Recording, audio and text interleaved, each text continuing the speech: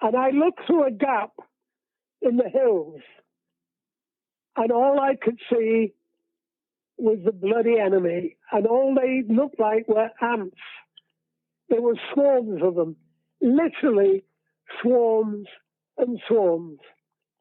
And I knew then we were in trouble. This is Cold War Conversations. 70 years ago today, a desperate battle was being fought by the outnumbered men of the Gloucestershire Regiment, who were surrounded by more than 10,000 Chinese troops at the Battle of the Imjin River in Korea. The Korean War was amongst the most destructive conflicts of the modern era, and one of the few times when the Cold War turned hot. Tommy Clough is one of the last surviving of the Battle of the Imjin River, and was just 19 when the Gloucestershire Regiment were cut off from their brigade in April 1951. Outnumbered 10 to 1 and surrounded, they dug in on a hilltop for 3 days, repelling attack after attack until their ammunition ran out. We hear in detail the desperate fighting to hold off the Chinese army as food, water and ammunition ran out. Inevitably, the Gloucesters were forced to surrender, and Tommy's story continues with the hardship and privation of the 500-mile march to their prisoner of war camp. Following an escape attempt, Tommy is held and handcuffed for 6 weeks in solitary confinement, including a lengthy period in a small cage. It is an incredible story of fortitude and resilience under the most extreme circumstances, and I'm so humbled and honoured to be able to share this story with you. I'd like to thank History of War magazine for putting me in contact with the soldiers of the Gloucestershire Museum and subsequently Tommy. Now, I do need help to continue to track down these unknown stories of the Cold War and ensure they're preserved before they are lost. If you can spare it, I'm asking listeners to contribute a small amount per month to help keep us on the air, although larger amounts are always welcome. Plus, you get the sought after Cold War Conversations drinks coaster as a monthly financial supporter, and bask in the warm glow of knowing that you're helping to preserve Cold War history. Just go to coldwarconversations.com/donate. I'm delighted and honoured to welcome Tommy Clough to our Cold War conversation. I joined the army on the 8th of May 1945, which was VE Day. Everybody was going home, and I was going down to London, to Woolwich, my depot, Royal Artillery. And I was only 14, and I was 8 years old when the war started. And I followed the war, obviously, because my dad went to France, came back through Dunkirk, and then went out to the Far East, and he was taken prisoner by the Japanese at Singapore. So anyway, I was with my sister and my mother in Blackpool, where I was born. And on the 8th of May, well, prior to the 8th of May, a friend of mine in school, he wanted to join the RAF, and I always wanted to join the Navy. Anyway, he came into school one day and said, let's join the Army. I said, I don't want to join the Army. He said, no, I don't really, but it's the only service that's taking boys. So anyway, I joined. I twisted my mother's arm, and she signed for me to join. So that was the 8th of May. World War II finished completely in August 45. My dad came home and said he was a different man to what he was when he went away. But he said to me, right, Tommy, I'm going to get you out. And I said, why? He said, well, you joined the Army against my wishes. He said, I wasn't able to sign for you to join. You twisted your mother's arm and joined. So I said, look, Dad, I don't mind. I like the army. I joined it for adventure and travel. And believe you me, Ian, I got more than my fair share. But anyway, when I got into man service, almost straight away, I got a posting order to go to Worcester, where my battery was forming up, because I joined the Royal Artillery. And the battery I was joining was the 170th Independent Motor Battery. And I was with a medium regiment at the time, firing the 5.5s, which were quite a heavy gun. And I was going to a mortar battery. And as you know, a mortar is a light piece of armor. And anyway, I was what they call a technical assistant, Royal Artillery. Sounds very posh, but it's nothing really. But I wasn't actually on the guns. I was up the sharp end with the infantry. And we were performing target observation.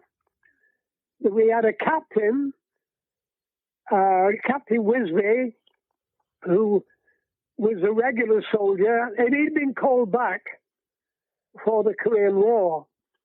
And in fact, he was awarded a military cross in Italy during World War II. Anyway, I went to Worcester and went on leave in Blackpool, embarkation leave, and then left Southampton in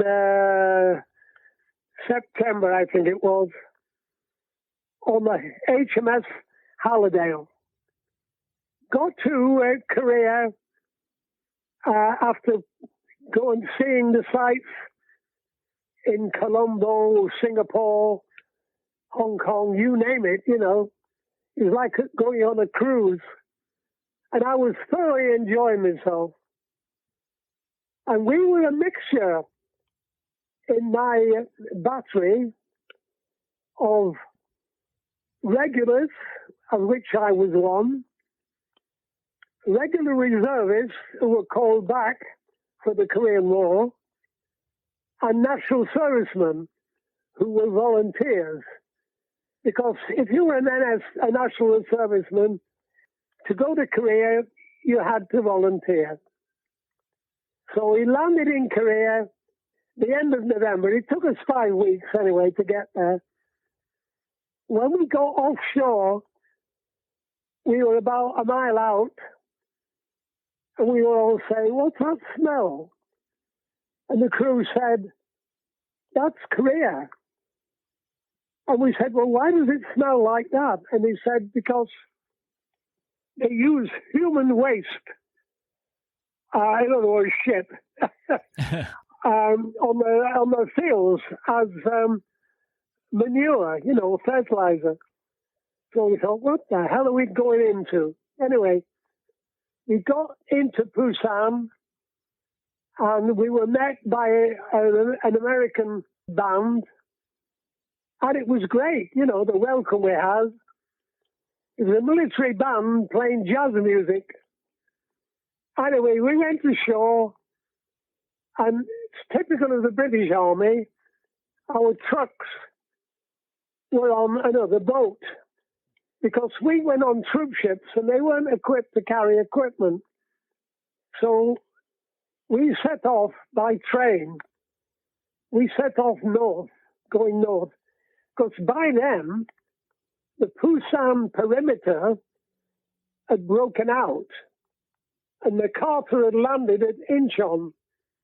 He'd landed the Marines at Incheon, and the North Koreans were being driven back right up to North Korea, up to the Yalu. So we were going up, we went up as far as Panmunjom area, and then our guns, our mortars followed us. And we were with 29th Brigade.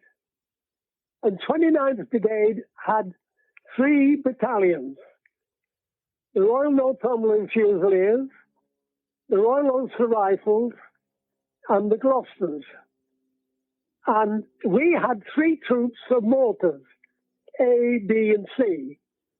And I was in C, and we drew the short straw, and we got the Gloucesters. So the other 2 got the Ulsters and the Royal Northumberlands. But we were with a good battalion, and we were okay. And we saw quite a few actions over the winter of 51. Tommy, when you were travelling through Korea, what were you seeing around you? Yeah, well, we saw a lot of guerrilla action because the North Koreans were leaving guerrillas behind to cause trouble. But that was the Gloucesters mainly. We didn't do a lot of firing of mortars until the Gloucesters took a hill called 327. And that was south of Seoul on the way up. And the Gloucesters took this hill. And of course, we were supporting them with mortars. And that was when I first saw my real dose of action as an OP observer. Because when we were going up the hill, I had, because as you know, with the artillery, well, with anybody in the British Army, wireless communication is vital. And I had strapped to my back 2 heavy batteries to maintain our wireless communication. And when we got halfway up the hill, somebody shouted, "Incoming." And we heard a shell coming, and everybody dived down, except me. I couldn't because I would have broken my back. And I had these batteries on my back, so I just lowered myself. And as I did, there was another OP about 100 yards in front of us from a regiment called the 45th Field, a Royal Artillery 25-pounder regiment, who were brilliant, really brilliant, they're really good. But the shell landed right in the middle of the OP, and I saw them killed. Or at least I thought they were all killed. They seemed to rise up in slow motion, you know. And we walked over the area after the medics had cleared it, and there was skin and bone everywhere. But I later found out, amongst 5 of them, only 1 was killed, a young man called Gunner Baldock. But the others were injured and were evacuated. Tommy, I understand at one point you had to take a prisoner to a aid post or a hospital. Oh, yes, yeah, that was Hill 327. Before the Gloucesters attacked it, there was a black unit next to us, infantry. And before we attacked one night, there was moaning from no man's land. Now, we weren't sure whether it was the Chinese giving us a come on. But anyway, the Gloucesters sent a patrol out, and they came back with a wounded prisoner. And they saw to him that we had to take him back to an aid post. And me and my driver, we were the only people there with transport. We had a jeep. So they said, "Will you take him back?" So our officer said, "Yes, okay, you take him back." So there was me and the driver in a jeep with the prisoner. And it was the dead of night, and we had about a mile to go.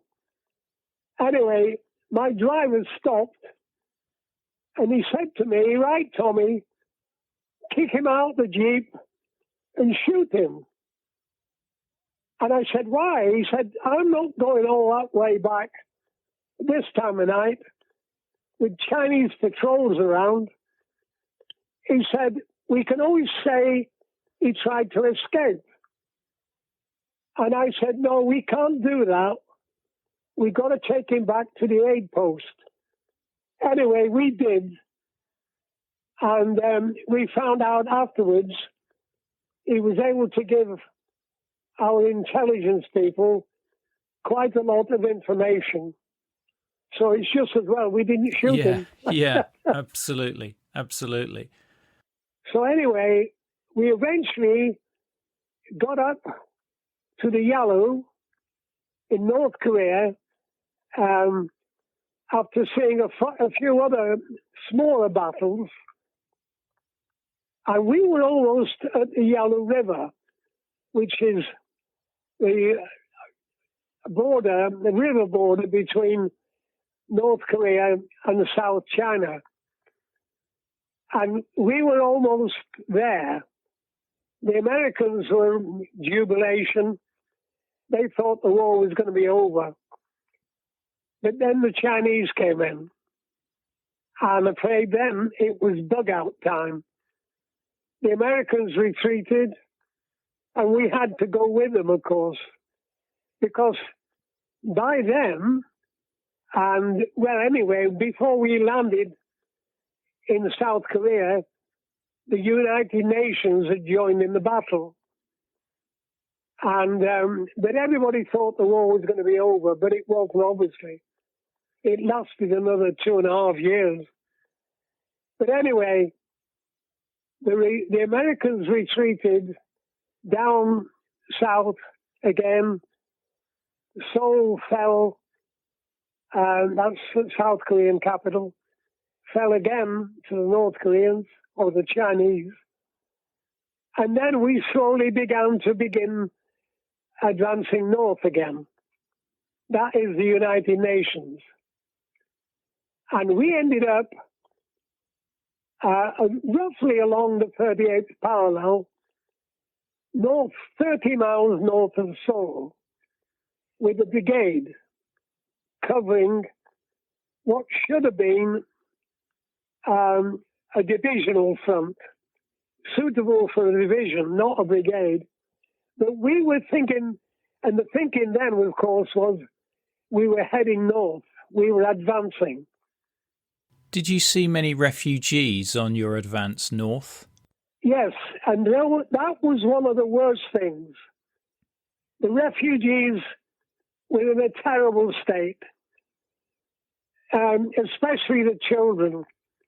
I mean, it was a bitter winter. The winter was bitterly cold, but they were shoeless, almost no warm clothing at all, no food, and they were just drifting backwards and forwards with the battles.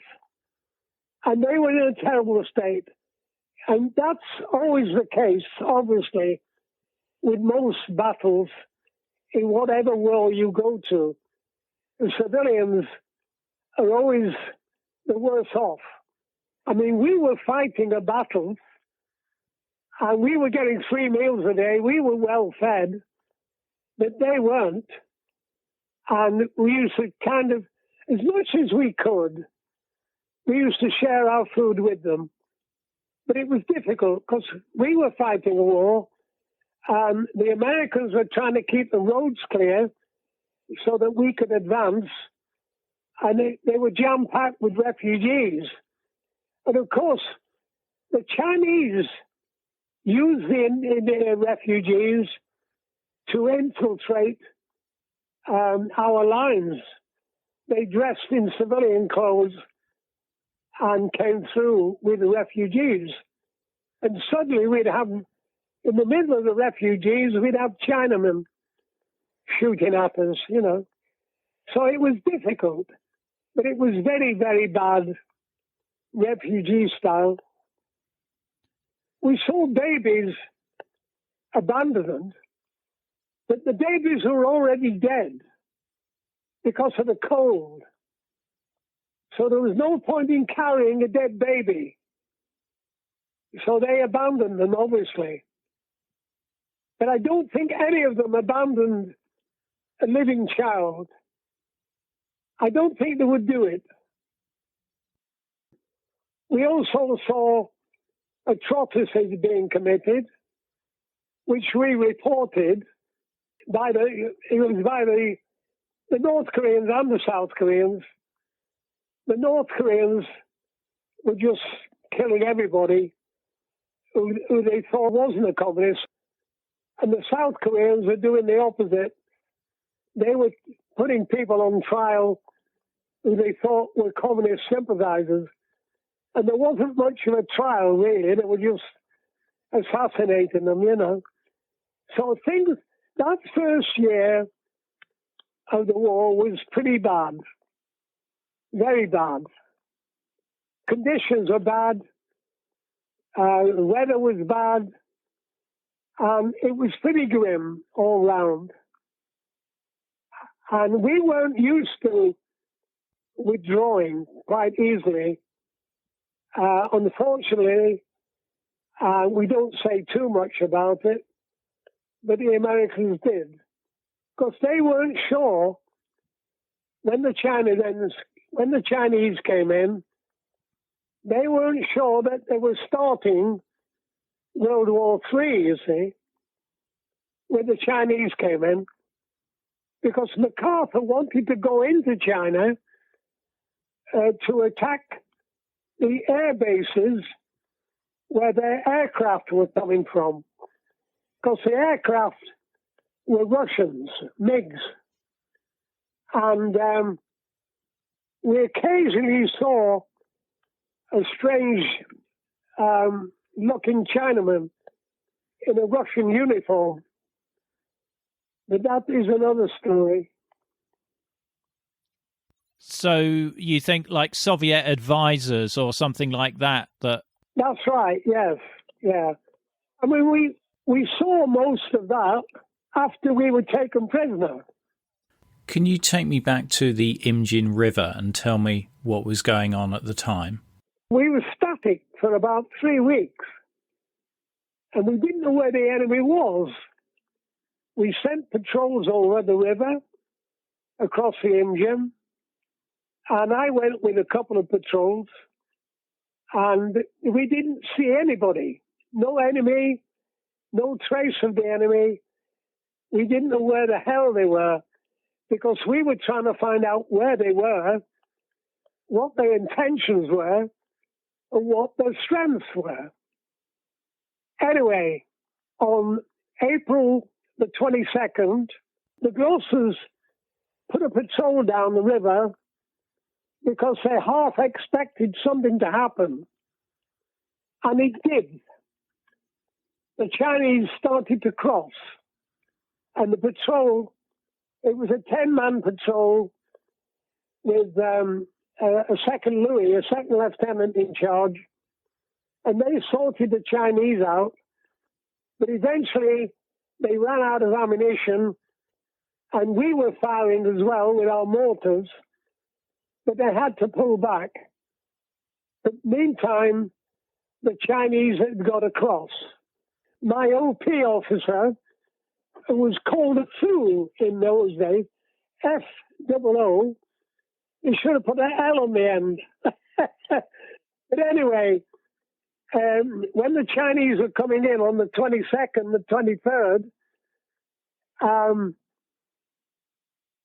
we were in position on Castle Hill on the 22nd, and I said to my CO, I said, are there many of them? So he handed me his binoculars, and I looked through a gap in the hills, and all I could see was the bloody enemy, and all they looked like were ants. There were swarms of them, literally swarms and swarms. And I knew then we were in trouble. And when we got back to the mortars can't see their targets, you see, they're behind hills. And one of the lads said to me, "Are there many of them?"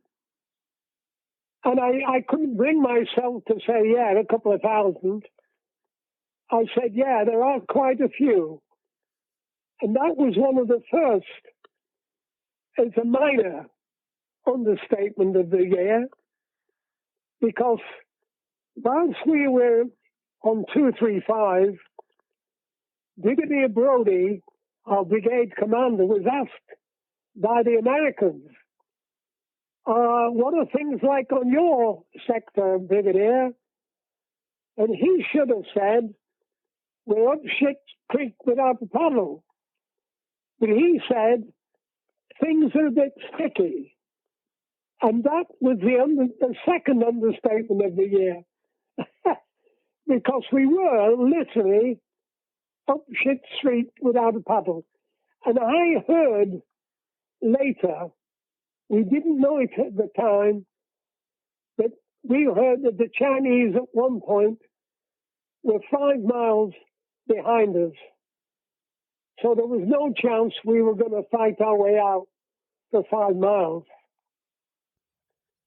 Everybody withdrew, tactical withdrawal.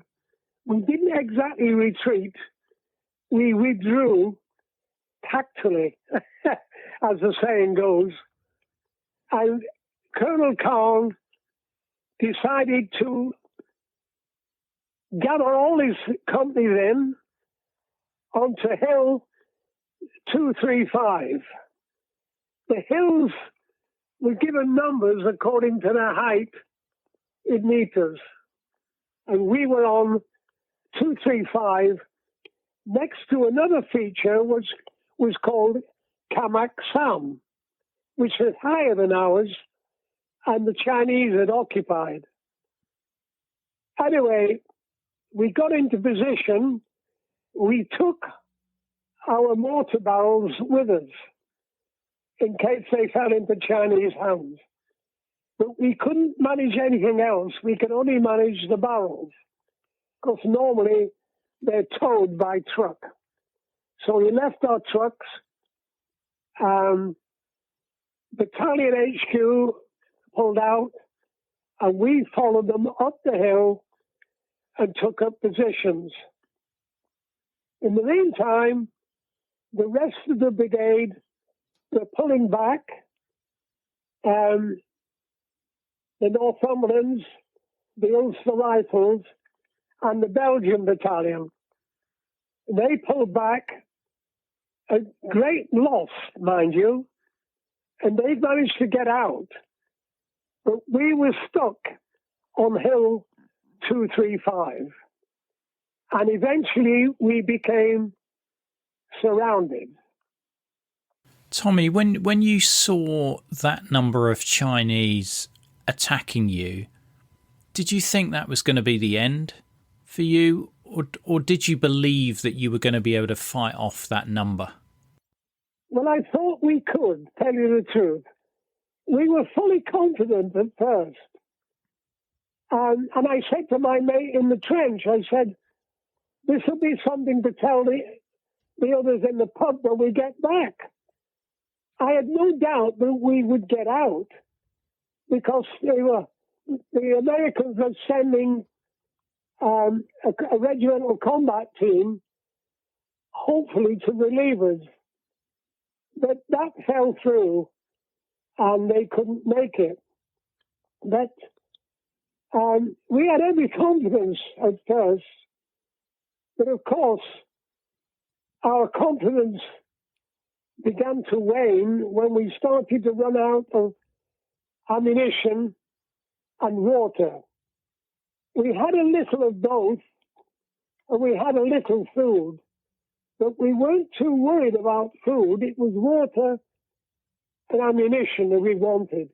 Water for the wounded, and of course us, because we were as dry as anything. You know, there was no stream on the hill we were on.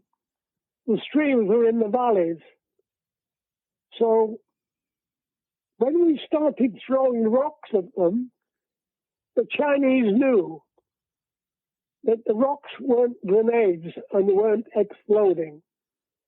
In the meantime, Farah Hockley, the adjutant, called for an airstrike. Well, we were in the trench, obviously. The F-80s, I think they were Sabre jets, they came in from behind us and they dropped the napalm at the back of us. And I really thought it was going to be another case of friendly fire, which wasn't very friendly. I call it blue on blue. Anyway, the napalm came over our heads, and the momentum of the aircraft took the napalm into the Chinese. Spot on, absolutely spot on, because Farah Hockley had thrown a smoke grenade into the Chinese positions. So they were well marked. And we could hear the screams of the Chinese, and we could smell the napalm burning flesh. In a way, it was like roast pork, but it wasn't very appetizing. And I did really, at that point, pity the Chinese. It was a horrible way to die. But there again, napalm was a horrible weapon. And it was used in the Vietnam War, and I think it was banned in the end. But eventually we began to realize there was no way we were going to get out of this alive, you know. I do find it incredible that the bravery and the resolution of you and the men around you, that even with the ammunition running out or have run out, you're actually throwing rocks at the Chinese to try and keep them off. In the end, in the very end, because we had nothing else. And the Chinese assumed that the rocks were grenades at first, but then realized the rocks weren't exploding. So they knew, as well as we did, that we were definitely up shit street without a paddle. Were you issued with a rifle, and were you firing directly at the Chinese at this point? Oh, yes, yeah, that's all we had. We didn't have any well, we had the Spens, and we had a few Brens, and we had the Vickers. The Vickers were very good, but the Chinese had all automatic weapons. They had Spen guns, they had Bren guns, they had weapons left over from World War II, and their only drawback was ammunition, because they had a mixture of guns and everything, whereas we had mainly 303 Lee Enfields, and the Vickers and the Brems used the same ammunition. The stems were 9mm, but we didn't have many stems. They were useless anyway. So presumably this was the first time that you were actually aiming a weapon and aiming to kill another person at this point. Well, I suppose it was, being artillery, you know. And we let the infantry do the fighting. Doing my research for this episode, Tommy, I discovered that you had a rather unusual method for keeping the Vickers machine guns cool. Oh, yeah. Yeah, I mean, I'd seen it in many a wartime film, you know, and they passed the bucket around for us to pee in for the Vickers to cool them. But we couldn't, we hadn't had any water for days, so it was very difficult. But they managed a bit, and it helped to cool the Vickers for a little while. And one of the things that happened was, because we were covering the MSR, the main supply route for the Chinese, And I forget when it was exactly, but one afternoon, it was quite sunny, it was spring-like. We saw, to our amazement, a gang of Chinese coming down the road on bicycles. And the Vickers couldn't believe it. And they opened up, of course. And the Chinese were going along as if they were on a Sunday afternoon outing, you know. And suddenly the Vickers opened up on them. And they were all over the road, the bikes and God knows what. So that bucked us up a bit. But the poor Chinese didn't know what had hit them. Tommy, my father served in a Vickers machine gun battalion in World War II, so I'm quite familiar with the Vickers machine gun. Your father was with Vickers? Yes, he served in the Middlesex Regiment. Oh, in the Middlesex were in Korea with the 27 Brigade. Yes, he was almost called up for Korea. He was on something called the Z Reserve, but luckily he never made it out there. Well, he was very lucky then, because the Middlesex got a hammering.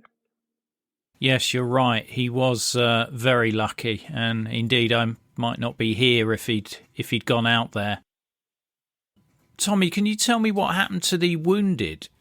Well, the medical officer and the padre offered, when the order came, when Khan got the order to evacuate, they offered to stay behind with the wounded. And a few medical orderlies did the same. We did at least have a slim chance of getting out, but they knew for certain they would be captured. So they stayed behind with the wounded. And a friend of mine, Sam Mercer, he was the inspiration, really, for Andrew Salmon's book, To the Last Round. And Sam, he lost an eye in the battle, where his platoon commander got the VC. And then, after being taken prisoner, he was shot in the leg by a wounded Chinaman. And he was taken prisoner, of course, like all of us. But he was a very brave man, was Sam. And the other man I admire greatly was a man called Lofty Lodge. You may have heard of him. He was badly wounded in the arm, and all the time in the camp, he couldn't use, I forget which arm it was, his left or right arm, and the hand was just a claw, you know, he couldn't use it. And they were repatriated 6 months earlier than us on what was called Little Switch through the peace talks. And when they got home, Sam Mercer had to have his leg amputated, which he did, and he had a prosthetic put in. But he left the army, and he lived until about a fortnight ago, and he died of pneumonia, although he was admitted with pneumonia and the virus. But Lofty, he got back, and they said, we're going to take your leg off, your arm off. And he said, no, you're not, I'm keeping it. And they said, well, you never use it again. And he, believe it or not, he got back up to peak fitness and joined the SAS. And Lofty Lodge was like his name. He was lofty, and it was as broad as this armchair I'm sitting in. And he was a legend in the SAS. And he died probably about 12 years ago of leukemia, which was a great pity. He was a lovely fellow. He lived in Hereford. And I went to his funeral. But it was strange because there was only a couple of us there, ex-POWs, and the chapel was packed with SAS, and not one of them had a medal on. Because we wear medals, obviously, to military funerals, but not the SAS. But Lofty was a legend, he really was. Tommy, I really appreciate you sharing the stories of those brave men. I think it just really illustrates the fortitude and bravery of those that served. Can you share with me the circumstances of your capture? But what happened was, when we were getting out, or trying to get out, me and another man, we tried to catch up with our fool, our officer, because we thought the best way would be to follow him, because he knew the area better than we did, although I knew the area fairly well. And we were going up this small hill, and a Chinaman stood up in front of me, about 10 yards or so. And by the side of him was a Bren gunner. Well, he was a gunner with a light machine gun. It looked like a Bren. It was all happening in seconds, you know. And I brought my rifle up and fired. And the Chinaman standing up dropped to the ground. And the Bren gunner, whatever, disappeared.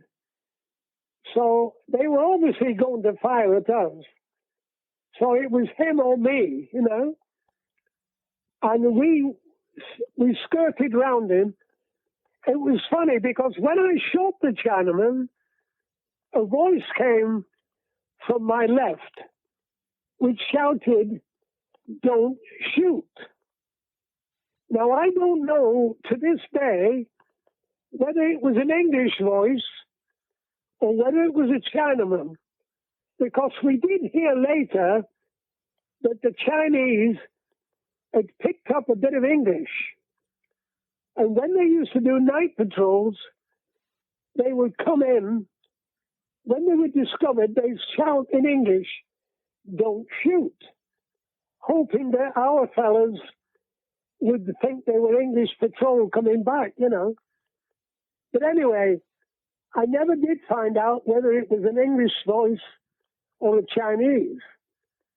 But anyway, we carried on, and it couldn't have been more than 20 minutes, half an hour at the most.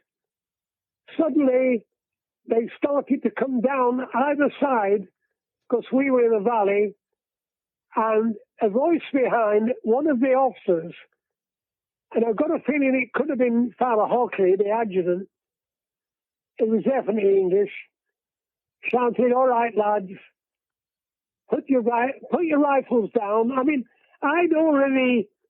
when I shot the Chinaman and I heard that voice, I knew we weren't fighting our way out. I only had 4 rounds left in my rifle anyway, so I knew it was useless. I tried to destroy my rifle, and all I could destroy was the bolt and the sight slightly, you know. Anyway, I threw it down, and this voice said, "Right, lads, that's it. Put your weapons down." Because we were definitely outnumbered, and they were fully armed, of course. So they lined us up, and in some cases they shook hands. But anyway, they took everything off us. And I hid my watch. I had a watch which I was very proud of. I'd won it playing cards. And it was a date watch, which was unusual for 1950. But I hid it, and I won't tell you where, but the Chinese didn't get it. There was a body on the ground covered with a ground sheet. And our sergeant major said to the Chinese, he beckoned for this body to be uncovered, and it was the Chinaman that I'd shot.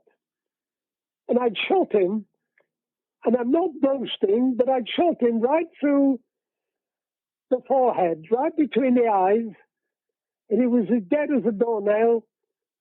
And my sergeant major, bless him, was patting me on the back and saying, "That was a good shot, Cloughie." And I said, "No, it wasn't bloody me," because all these Chinamen were stood around. But they didn't seem bothered.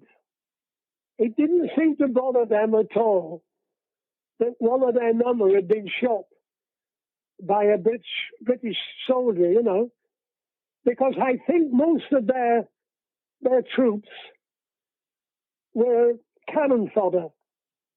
They were probably nationalist troops captured during the Civil War in China and made to fight for the communists. And their heart was in it, but when they attacked, they were either very brave or drugged or being driven from the back.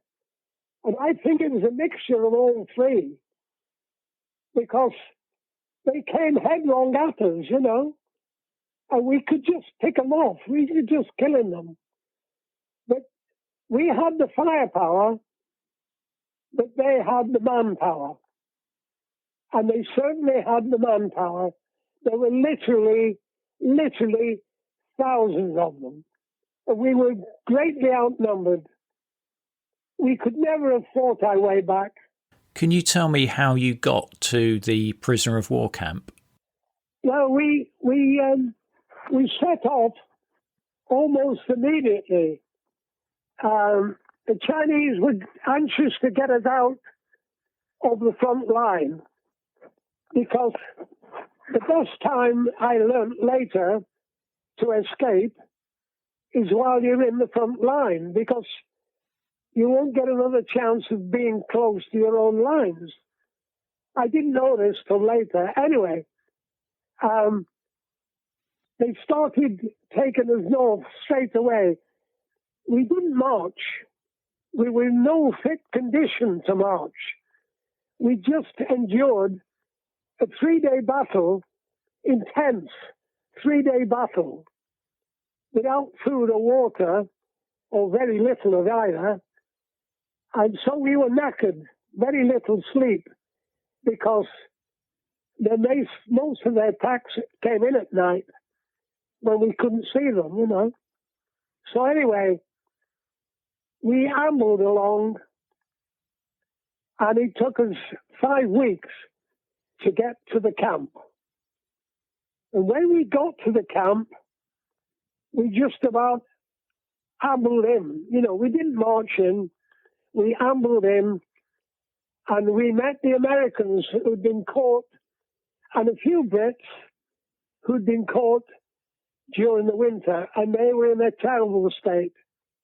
They were in a worse state than we were, really, and they were being badly treated by the North Koreans and the Chinese. So anyway, they cheered up a bit when we got, and we did help them as much as we could. But that first year was terrible. I find it really difficult to imagine the conditions, Tommy, but can you tell me how you were treated on the march? Well, they weren't too bad initially, because like I say, they were fighting troops, and they more or less sympathized with us, you know. But not entirely. There were a few bad ones, especially the young ones, who had to show off, you know. But they weren't too bad, really, until we got probably 24 hours or 48 hours into being captured. And then they were indifferent to the way we were. I mean, we had quite a lot of wounded, but there was no medical attention, or very little. I mean, their own troops were badly off, really. So I don't suppose we could grumble, but even so, there wasn't even the basic first aid, you know. So we had to manage the best we could. And our medical officer didn't have anything anyway. So it was a bit rough, that first 500 miles anyway, until we got to the camp, and then we started to sort ourselves out, including the Americans, who were very glad to see us, really. Tommy, can you describe to me what the camp was like? Well, it was a village that had been taken over by the Chinese. There was no barbed wire. There weren't the camps we imagined them to be, like they were in Europe during World War II. There was no barbed wire, but there was men. They had manpower. And these were the men who weren't fit enough to be in the front line, so they were prison guards. And literally, they could put a ring round the camp of a man every few yards. They didn't need barbed wire, and that's how we got caught. When we were taken prisoner and we got to the camp, they tried to brainwash us. They tried to convert us to communism, and we could see through it, and we didn't, we couldn't take it. So we went along with it to a certain extent, but then we got fed up with it. But there were probably about 10 or 12, mainly amongst the Americans, who went along with it and got extra rice and God knows what. And in fact, some got mail from home because of it. The majority of us would have nothing to do with it. So we stuck to our guns, And it wasn't until we were captured, after 6 months, the Chinese said, right, you can write a letter home. So we all decided, the majority of us decided to write our first letter, because we knew there would be no exchange of prisoners' names, because the Chinese communists had not signed the Geneva Convention. So we knew our next of kin would have no idea where we were, missing an action, believed taken prisoner or whatever.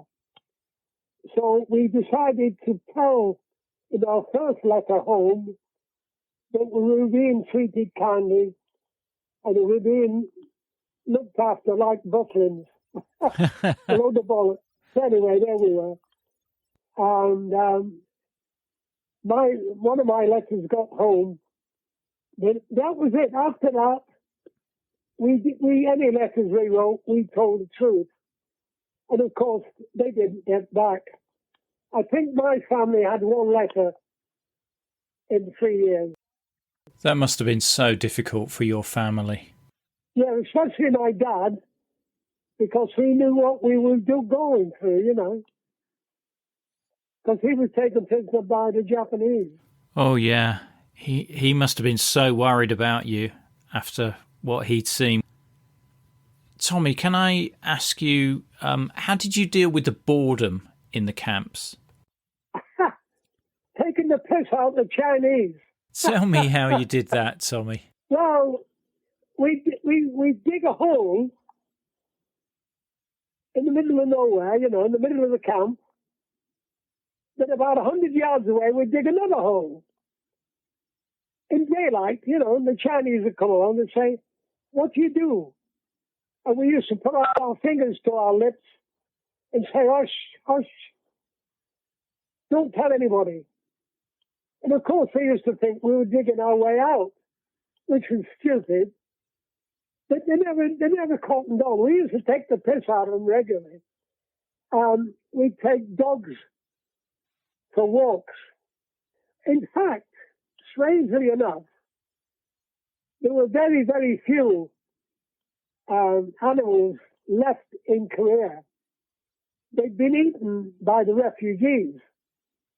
But we had, somehow it must have escaped. We had a puppy, but it was a young dog. And it had come into the camp somehow, and we looked after it, being PWs, and being British, we each gave a spoonful or whatever, and we kept this dog going.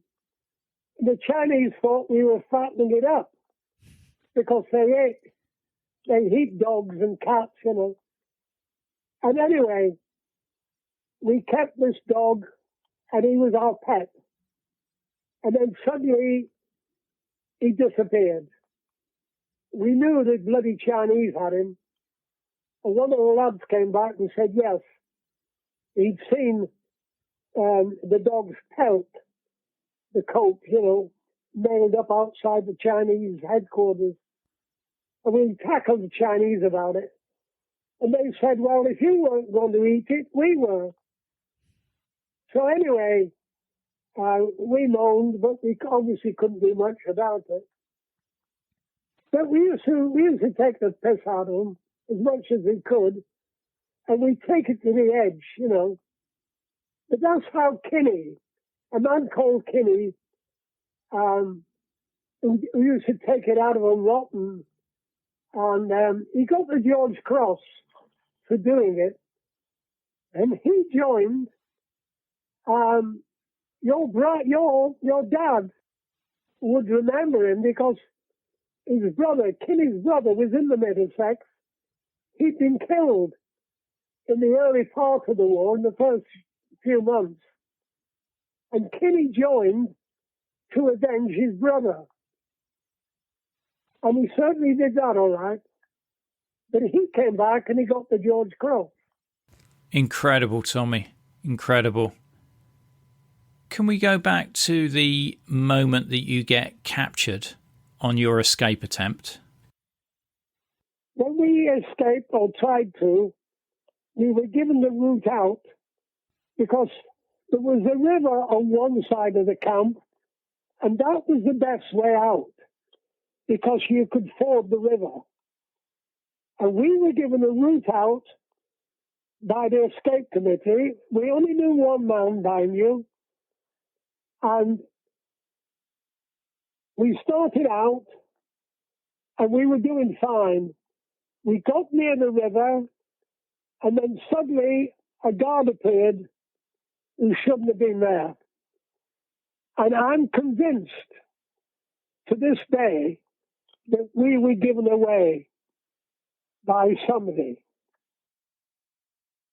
We were crawling through the bushes, and the Gloucester, Dave Green, he had fair hair. So he had a woolly hat on over his hair so it wouldn't show up in the moonlight. And he was in front of me, and suddenly I heard a rifle being cocked behind me.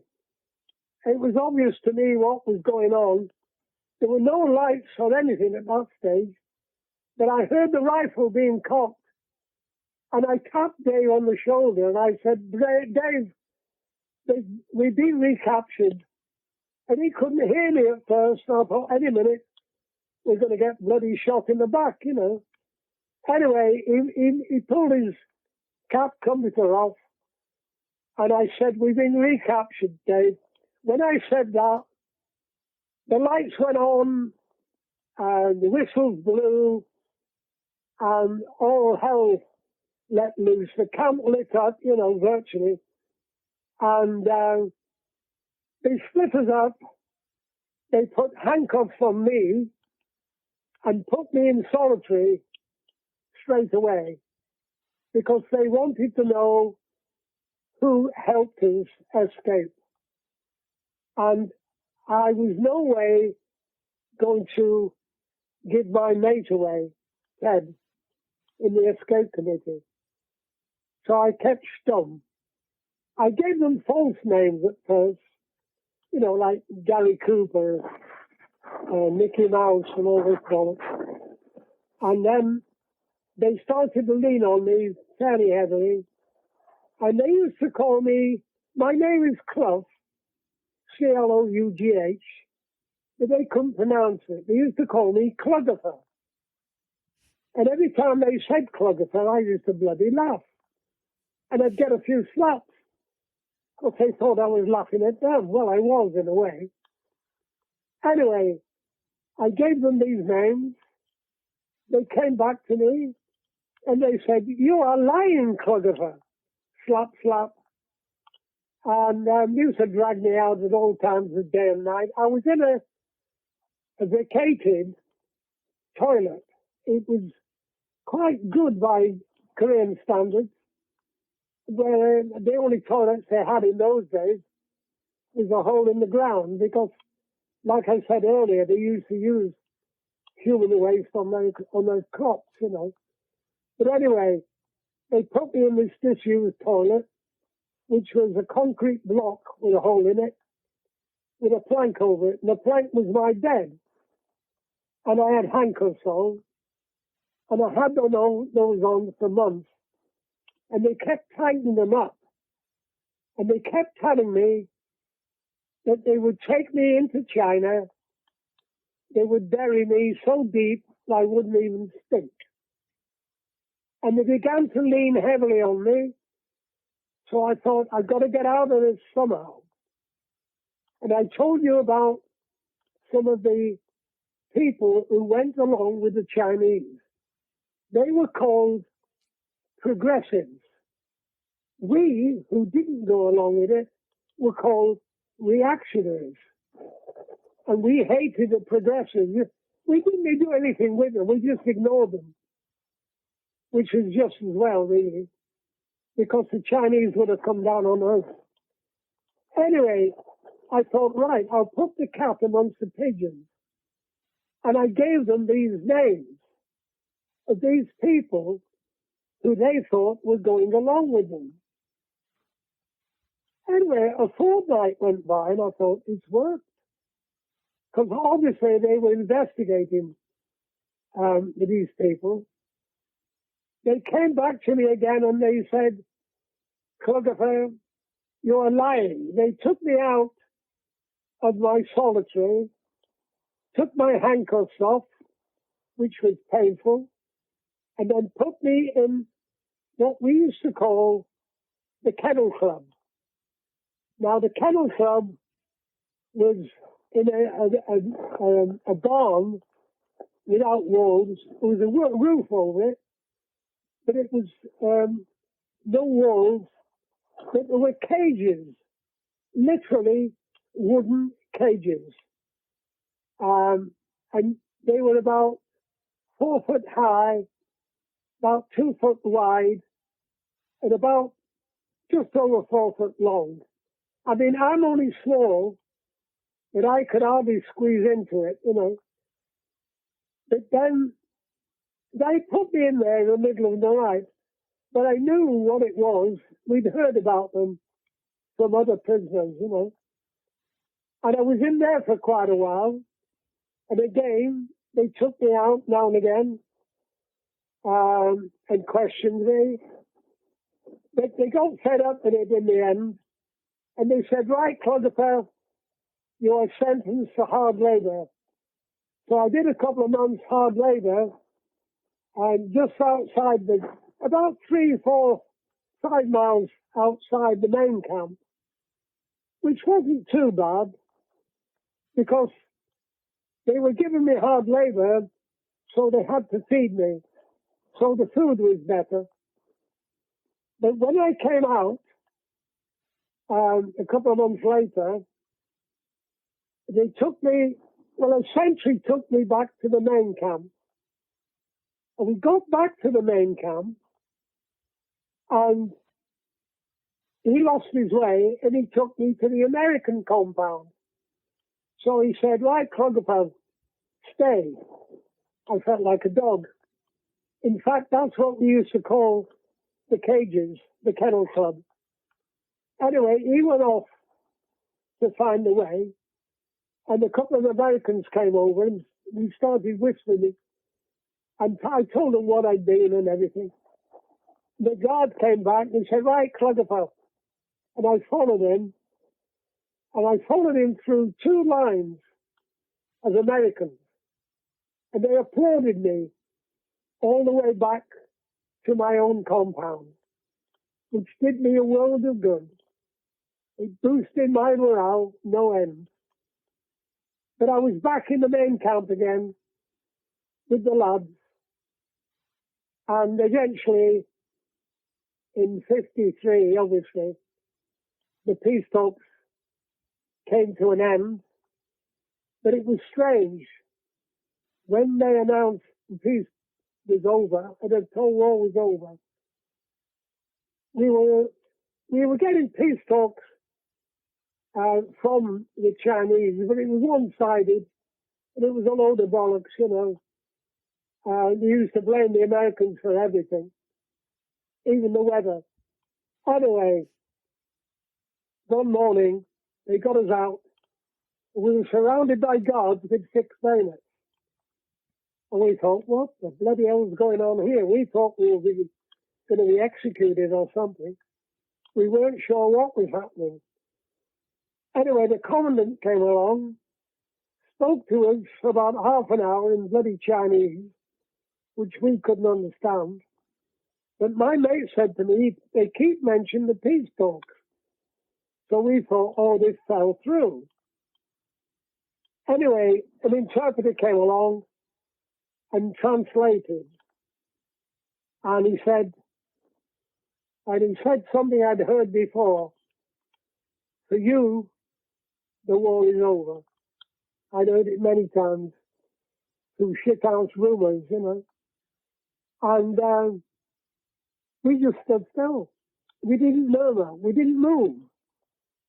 The Chinese couldn't understand us. So they shepherded us back into our billets. And we heard a big cheer go up from the American compound.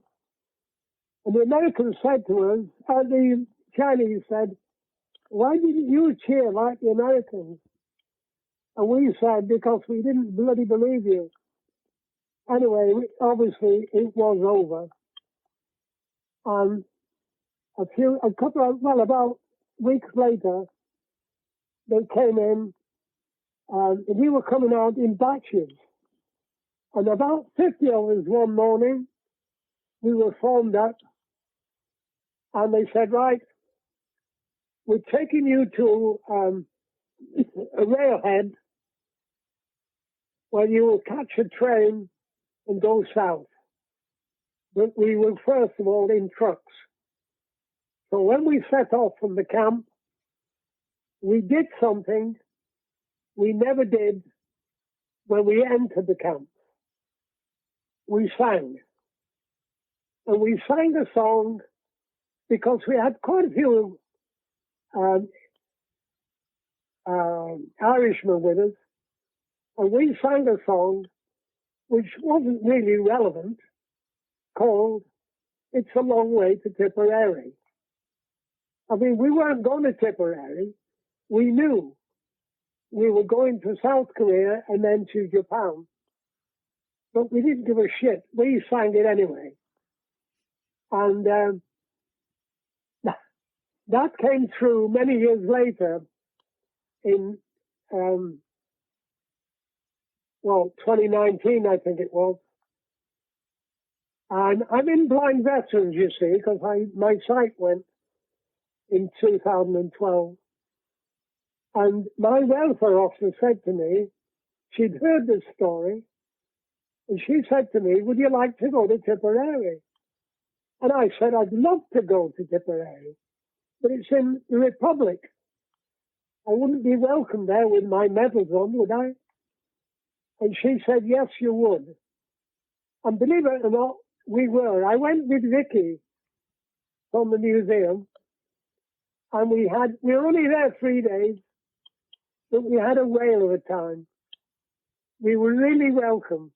And I didn't realize that the British Legion had a branch in the Republic of Ireland. because what it was, they had men killed in World War One before the Republic became the Republic, before it became independent. So they remembered them throughout the years, and I was able to remember it with them, me and Vicky, and laid wreaths in the Republic, and that was great. Tommy, again, thanks for sharing that with me. How do you leave Korea? How are you sent home? We got down to Panmunjom with the Chinese, and they handed it over to the Americans, which we were glad of.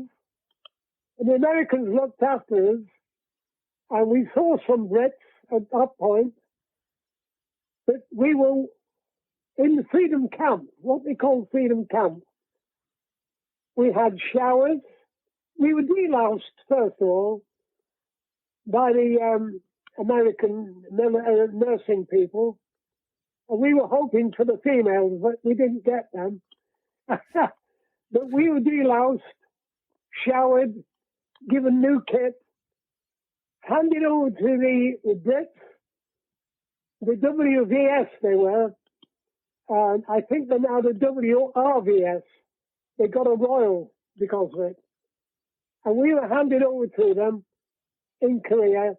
We spent one night in Korea, then we were flown to Japan from Kimpo Airfield, which was a military airfield near Seoul.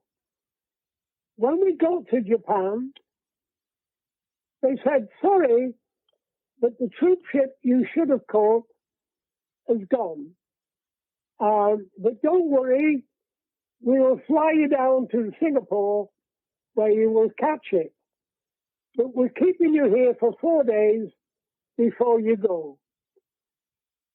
Well, you can imagine 4 days in Japan with 3 years back pay, and we got to Curie, which is the Commonwealth base, and they said, well, sorry fellas, but there is a curfew. And the Americans had occupied Japan, of course, after World War II, and they were still there, and they were in control. But they allowed us to have a base in Curie, which was a Commonwealth base. Anyway, the first night there, we were all stood up. We went into town, and we had a whale of a time. We got on the trucks to go back. They took us back to the camp. Then they said, right, all you lot, pointing to us in all our new kit, get back on the trucks. They took us back. This is the MPs, red caps. They took us back into Curie and said, right, away you go. And I've never said a bad word about a red cap since. We had 4 days of, we went wild really, but we took it easy on the way home. Tommy, that must have been an incredible feeling of relief and elation. What was it like that first time you stepped back onto British soil? Well, we got back to Southampton in the middle of the night, and we had to stay out in the Solent until the morning because arrangements had been made for people to meet us, our next of kin, you know. So we stayed on board that night, very frustrated, seeing all the lights of home, you know. But the next morning we docked and we were met by our next of kin. They'd been given rail warrants and everything to come down because my folks were in Blackpool. We were in a dream. We were in cloud cuckoo land, you know. It was so hard to believe after 3 years in Korea. I mean, as you know, Korea was devastated, absolutely flattened. We came back through Seoul, and there was only one building standing, and that was built by the Japanese, because Korea and South China had been occupied by Japan for the last 30 years, before World War II, you know. So we got back, and our parents were there. My mum and dad were there, because I wasn't married then. And my girlfriend, who became my wife, she wasn't sure where I was, because when I was going to Japan, I could only allocate 2 next of kin. So obviously I allocated my parents. But I told my sister in Blackpool, I said, look, if anything happens to me, which it won't, because we thought the war was going to be over by the time we got there, I said, but if anything does happen, write to this girl in South Wales, who I met when she was 15 and I was 18. And anyway, she started writing straight away. So they were pen pals by the time I got home. So she came up to Blackpool, and we got together again. And a year later, we got married. And I've now got 3 daughters. I can't remember how many grandsons. And I've got great-grandsons. So I've got quite a family, which, if it wasn't for my good luck, wouldn't be here now. So I'm very lucky. I was very lucky. I got through the battle. I got through imprisonment. And I ended up doing 30-odd years in the army. So I was very, very lucky. And as you know, I've just passed my 90th birthday. And many happy returns to you, Tommy. I'm lost for words, really, because you've shared with us such incredible detail of your hardships and struggles that you had to survive in Korea. I'm immensely humbled and honoured that you've shared this story with me, and so appreciative of your time, Tommy. But I did have one more question, and it was, how easy was it for you to adjust to normal life on your return home? Very, very difficult. I used to lay in bed until 3 o'clock in the afternoon, and my parents were working, and I'd just get up, and my dad made me get out. He used to take me to see Blackpool playing football and stuff, and made me mix with people again. But I was very reluctant to go out, really. I got that used to not seeing anybody else but POWs and Chinese, you know. But I got adjusted, obviously. You do after a while. You realize that life goes on, and you get back to normal pretty quickly. But like I say, I never spoke much about the war for a long time afterwards. And it's only in my recent years, I didn't go back to Korea until 2010. That was my first revisit.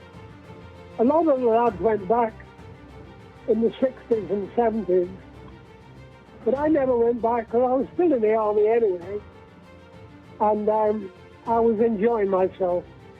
And I've got absolutely no regrets at all. Absolutely none. Do click on the link to the episode notes for videos and further details about this episode. Now, you wouldn't be listening to this podcast without the generous support of our patrons. However, I want to especially thank our Politburo level members who are contributing a generous $30 a month to keep us on the air. They are Tony Sowoods, Sam Hardwick, Nicholas Butter, Mark Labance, Jeffrey Jones, Matthew Comstock, Frederick Esposito, Jack Madwed, and Peter Ryan. Don't forget, if you like one of those Cold War Conversations coasters and help support the show, then head over to coldwarconversations.com/donate. If you can't wait for the next episode, please visit our Facebook discussion group where listeners just like you continue the Cold War conversation. Just search for Cold War Conversations in Facebook. Thank you very much for listening. It is really appreciated. Goodbye.